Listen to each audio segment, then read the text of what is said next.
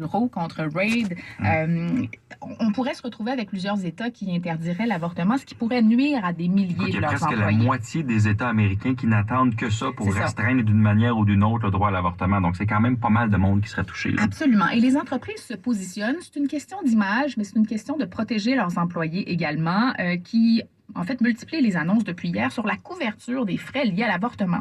Si leurs employés devaient aller subir des procédures pour une interruption volontaire de grossesse dans d'autres États, si celui où elles habitent interdit l'avortement, ben ce serait couvert, notamment chez Citigroup. D'ailleurs, la banque est menée par une femme PDG depuis l'an passé. Et l'entreprise a 8500 employés au Texas.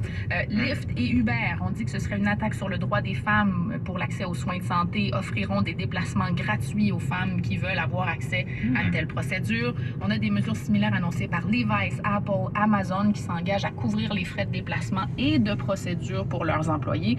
Et là, je vous en nomme quelques-unes, mais il y en a plein d'autres. Alors, on sent vraiment une mobilisation là, de la part de bien des géants et des multinationales américaines. Ben, c'est une façon aussi d'attirer de la main-d'œuvre féminine. Tout le monde a besoin de nouveaux travailleurs, aux États-Unis comme au Canada. Pénurie de main-d'œuvre, c'est un incitatif. Les femmes enceintes, on veut pas ça. Tout le moins qu'on est ouvert.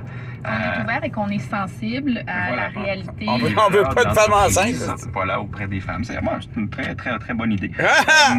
Dans le même sujet, sur la même veine, on pourrait avoir des impacts économiques assez importants si éventuellement on devait donc restreindre le droit à l'avortement aux États-Unis. Il y a toutes sortes d'études qui ont fait surface là, depuis hier, des études qui ont été menées par l'Université du Michigan, par le groupe Turnaway, qui montrent que ça pourrait nuire en particulier aux femmes qui pourraient se retrouver... En fait, ça pourrait aggraver les inégalités économiques.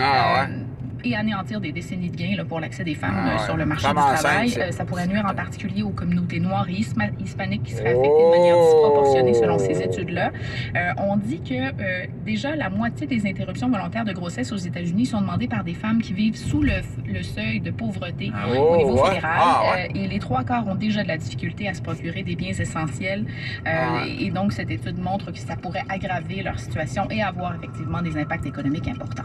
Aucun doute là-dessus. Andréane, c'est un merci d'avoir fait le point. Un enfant, c'est un On se retrouve demain. On se retrouve tout de suite après les nouvelles. On s'en va en Ukraine parler justement à un journaliste qui a reçu les rescapés de Mariupol de cette aciérie.